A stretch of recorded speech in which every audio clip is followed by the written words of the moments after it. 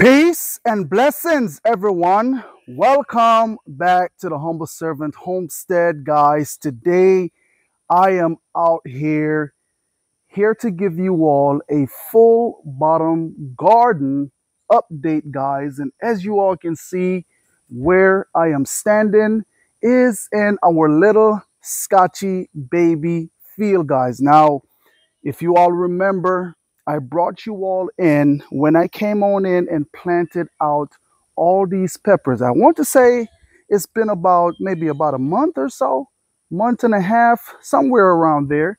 But as you all can see, guys, the explosion of growth on these Scotch bonnet pepper plant. Now I'm just going to show you all just a little bit what's going on with these peppers, and stay tuned because yes, we will come on in and give you all a in-depth video on these Scotchy baby plants right here. So far, as you all can see, the plants, they're looking really nice. Okay, and also we have real nice green leaf down here on these plants, which is a good thing, guys. Okay, so as you all can see right here, we are loaded with blossoms on these plants. Okay, these Scotch bonnet pepper plants, they are a very heavy producer of peppers. All right, and look at that. I'm just going to lift the skirt up just a little bit for you all. And one of the thing is, guys, down here, I dropped them. And I'm telling you, as the years goes on, we are just loaded with lots of ladybugs. And that is a good thing, because what those ladybugs is going to do for us down here on these Scotch bonnet pepper plants is keeping those aphids away, guys. We absolutely don't love aphids. Now I'm going to tell you, if you see these Scotch bonnet pepper plants right now, the way how they are, we have not sprayed with anything. Okay, we have not came on in, no neem oil, no nothing, and they're doing really well. But coming on down this morning, one thing that I have noticed is that we have an on-worm issue right here, guys. If you can see right here where he have came on in and take off a few of the leaves, and I did look for him, and guess what? I couldn't find that little fella. You know, but I will keep on searching for him, just to make sure that he don't eat up all my Scotch bonnet pepper plants down here. All right, but stay tuned, because yes, we did had someone ask us a question on the Scotch bonnet pepper plant, and we will touch on that when we come on in to do an in-depth video. So stay tuned. All right, so yes, Scotch bonnet peppers, so far they are looking really good compared to last year, guys. All right, now if you all remember right here as well, before I move on, I did came on in with some hay from our goat and sheep pens, guys. And if you can see how that hay is doing really well by keeping this soil really moist throughout these summer months. So, you know, that is one of the things that we had to make sure that we go ahead and take care of this year. All right. Now, I'm going to tell you, I have not covered all the beds just as yet, but this right here is in the process of being covered with hay as well, guys.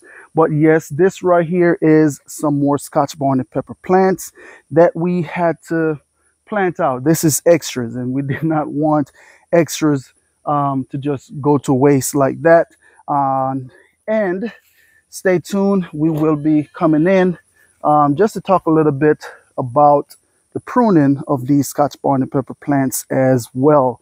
All right, so if you come on down this way, what we have going on over here, and as you all can see, they are just bursting out of the tomato cage, guys. So what this is some Roma tomatoes that we have planted out down here at the bottom garden, guys. And so far they are doing really well. Um, if you look right inside of here, look at that. There is just tomato everywhere, guys. Tomato everywhere. If you look at these, look at that. Tomatoes everywhere you look on these plants, and that is a good thing. That is what we like here on the homestead. And for the most part, they're doing really well. We had 2 rows of the tomato planted out, and what happened, we end up pulling a few of them on out because what happened, guys, we had blight on some of the plants, and we just went ahead and take them out because we did not want it to spread to the neighboring plant. And so that's why you may even see a couple of gaps over there on that side. But tomatoes are doing really, really well. It's a thumbs up. But yes. So what we're going to do now, we are going to go ahead and touch on our potatoes that we have planted down here as well. And so here we are where we planted out our potatoes. Okay, and I'm looking, because guess what? Every day you come down here, you see potatoes just popping out the ground. And one of the thing is, we do have a few of these beds that is ready to be harvested on out, guys. So yes, I want you all to stay tuned for that as well. But look at that. If you can see right here what's going on. And this little fellow is right on the top. So every now and again, I have to come on down and check them on out, and I'll just put some hay back on over on those potatoes because we don't want them being exposed to the sun, because we don't want any toxic potatoes, guys. So that is what we will do. And if you remember, this side right here is our experimental potatoes. All right, and so far I think that they are doing really well. So stay tuned. We're not going to look at that. Wow. Look at that. That little fella just popping out the ground. Okay, there we go. All right. Well, you know what? That right there is not a bad start. Uh-oh. Look at that. Wow. All right. I see you. It's time to harvest. Yeah. Well, these ones that still have a little bit of greenery on them, I want to go ahead and let them go ahead for that 90 days. All right. But if you notice these ones right here, I'll say about 2 weeks or so ago, they just started dying on out. And that is what we have right here. Also, look at that. We have potato popping out the ground as well. And we're going to cover those little fellows back on up. Oh, wow. Oh, wow. Look at that. Look at that. Well, guys, yes, I think it is about that time for us to come on in and start harvesting these potatoes. Yeah. All right, so we're going to do this row first, but not right now. Stay tuned for that. We're going to come and knock this row on out. And on down here, we had, and I want to say that is the same variety of potato, which is the Red Norlands. Planting them all at the same time. And look at that, guys. Yeah, I think it's time to get them. Yeah, of course, definitely it is time. One of the signs let you know when your potatoes are also ready is when they die back. So it is definitely time. And as you all can see, we're getting a good sign right there. Beautiful, beautiful potatoes. Okay, all right. So, and we're going to cover those back on over. I tell you what, we may come on out here today and harvest up these 1.5 row of potatoes, and we'll let the rest of them go for that 90 days, guys. All right. And that's the thing. Some of these potatoes are different. Some of them will be ready before some. Okay. And so, hey, that's what the case is right here with the different variety of potatoes. All right. So, and that's it right here for the potatoes. They're doing really well. I believe these ones right here that still have a lot of greenery on them is the Yukon Gold, if I'm not mistaken. Okay, but And then you planted some Kennebec next to that. yes, we did plant out some Kennebec as well. But I tell you what, we do see some cracking in the soil right here. I'm not seeing any potatoes coming up to the surface on these Yukon Golds just as yet, but I'm pretty sure as time goes on and all these foliage start dying back, we will probably be seeing some potatoes kind of coming up to the surface. So we'll just go ahead and wait on those. All right. We'll just wait on the, oh, wow. Wow. Come on over here, camera lady. Come on over here. Look at that. And that's a seed potato right there. I don't know how he ended up all the way on top, but look at that. Look at that. Wow. Oh, wow. That is a lot of potato right there. Look at that. And that is just, uh-oh, I just pulled one on out. And look at how far away, if you notice the root was right here, and look how far this root went, or this vine went with this tuber all the way on, almost about a foot away. But we're going to cover this one back on up. Same thing going on right here. He done went all the way over there to land a potato. But guys, from what I'm seeing, we're seeing some really good sign here. I think we're going to have a real nice potato harvest video coming for this year. So y'all stay tuned for that. All right, so we're going to move on. And so right in here, what we have right in here as well is some roselle, which is, we call it back home sorrel. All right, so I ended up putting it down here in this location because everywhere else that I planted on the property, what tends to happen is whenever we have a lot of rain, we tend to lose our plants from root rot. Okay, so that is why I came on through and I plant them down here at the bottom. And also what we're going to do, these young tender leaves on this roselle plant or sorrel plant, as you know it, guys, hibiscus, yes, yes. So you can come on down whenever you get ready to make a salad or something of that nature, and you want to put a few of these leaves in your salad, you can. Yes, you can. It has almost like a citrus lemony taste to it.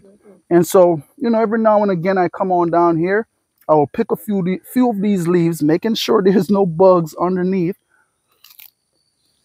and I'll just eat them just like that, guys. So just know that whenever you plant your roselle, sorrel, or hibiscus plant, you can always come on out and rob it from a few leaves from that plant. All right. And so we have a real nice row of them planted.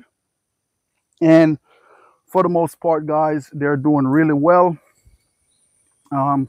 This is what you're looking at right here is all roselle plant, sorrel plant, or whichever name you call it. All right. So right in here, what we have done, we came on through and we end up planting out a few more okra plant down here at the bottom. And the reason for that is we had a little bit more space left over, which was these 2 rows. And so we decided to come on in and plant a different variety of okras. All right. And so, yes, that is what this is right here. And so far, they're doing really well. Now, one of the things, guys, is roly-poly pressure at night. We do have those roly-polies that come on in and they will eat a few of the leaves of these plants. Now, what we have been doing, we come on down with the diatomaceous earth, especially at night, and sprinkle on these plants so that way we can kill out the roly-polies. They don't necessarily like the diatomaceous earth, and that is what we will sprinkle on these plants. But of course, you know, we just got some rain, so all that diatomaceous earth that I have put down have since then been washed off.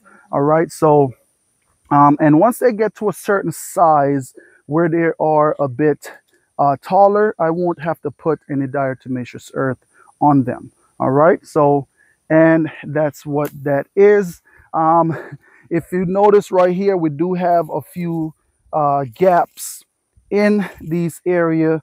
What happened when the plants was yay small and just starting to put out their first true leaves, guys, those roly-polies would cut them all the way back down to the soil, and that is why you see we have a lot of gaps in here.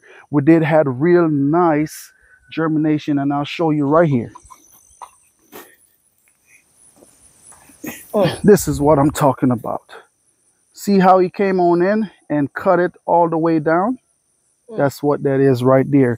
And usually what happened, those roly-polies, they will start turning on your plant when they don't really have anything else to eat, as far as dry matter or stuff to break down. But I don't know why they don't just go ahead and eat on the straw. Just eat on the straw and leave my okra plant alone. What kind of okra did you plant? What is You know what? Do you remember the name, baby? These are burgundy okra. Yes, right? yes. These are the burgundy okra. I'll have to definitely check the paper and give you all the exact name of the variety of okra that we have planted on out right here. All right.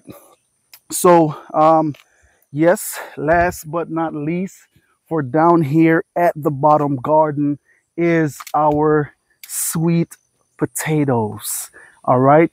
Now I'm going to tell you, with no straw or hay from the goat manure, I have noticed, and I'll show you all, I have noticed that these potatoes, they're not putting on a whole bunch of foliage like in the past, guys. And what I will probably continue to do years to come, I don't really like to keep plants in a spot for too long. But what I will do, I believe this will be the spot where I will be planting out my sweet potatoes going forward. Simple reason why, like I always said, sweet potatoes don't like a whole lot of nitrogen, guys. And last year we ended up with more foliage than tubers. And so what I've done, I only put in phosphorus and potassium in this bed right here. That's going to help with root growth. Okay, now with some of these plants, the potassium, if you notice, what it will let these sweet potatoes do, which at their tail end, as they grow, they will start putting flowers on. But potassium is what's helping those plants to put on those potassium, putting on those flowers as well. So what I've been doing with all these little ones that will come running on out in this walkway, I will simply go ahead just like that, and we will turn them back on in so that way they can run that direction, because we don't want them taking over this bed right here, because yes, they will do that, guys. But come on, we'll keep on walking and talking. When did we plant? We planted these May, was it May 17th? Somewhere in there, May after the 15th. After the, I know, somewhere. So we're looking at about a month and a half. So a month and a half since we have planted these potatoes, guys. And one of the things that I've always, well, one of the things that I have been noticing, and look at this soil. Remember, like I told you, it is still soft. Look at that. Very still soft and loose. And I have been noticing some cracks in this soil right here. A lot of times when you come on in and you see those cracks close to the root of these plants, that lets you know, guys, that tubers are being formed underneath the soil. So that is a good thing. And they don't have any issue pushing through this soil right here. So we should be, be the most I will be getting some real nice sweet potatoes out of these beds right here. And of course, guys, that is competing with these voles, or moles or rodents or whatever you call them that likes to come on down here and eat on my potatoes. Okay, so we have cats now, so I'm praying that these cats they will come on down here and kind of help me on out. Okay, so that is the prayer, of course. Now remember, as these potatoes right here grow as well, guys, remember that the leaves on these plants are edible. They're full with a lot of vitamins and minerals in them. So hey, if you want to make you a dish, like a spinach dish or something of that sort, come on out and pick yourself a few sweet potato leaves and cook them on up. And trust me, you won't regret planting sweet potatoes. So keep that in mind. So one of the things, like I was saying, remember these sweet potatoes been planted about a month and a half. And as far as it taken over this spot right here, you can see that as far as even with foliage, it's taking its time to take this area on over. And that's what we want, because really we want more tubers really rather than a lot of foliage. With it running and taking this place over right here, that lets you know that we have too much nitrogen in the soil, and that is what we are running from, of course. Okay, but so far, remember we planted out the Beauregard sweet potato and also the sweet Korean sweet potatoes, which is over here on my right side, and the Beauregard is on my left. And so far, guys, I'm telling you, I am just waiting to see what we have in the ground right here. Okay, now you have seen us came on in and plant these potatoes on out, and I am praying that you guys are doing the same as well. Remember, we do have like a ton load more slips of potatoes that we planted out at the top garden and those, they seem to be doing good.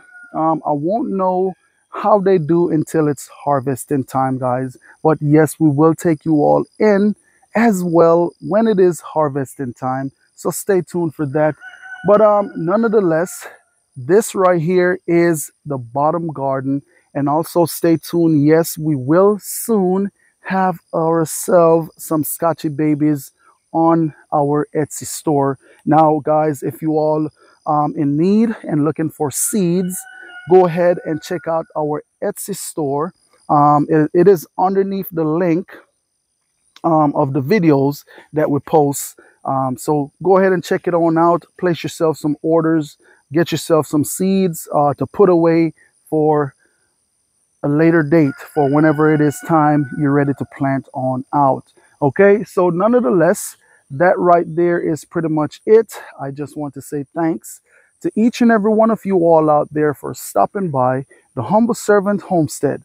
And as always, peace and blessings to each and every one of you all out there. Remember, keep a smile on your face. You be happy, you be cheerful, and you be blessed. Until next time, we will catch you all in another video. Have a blessed day.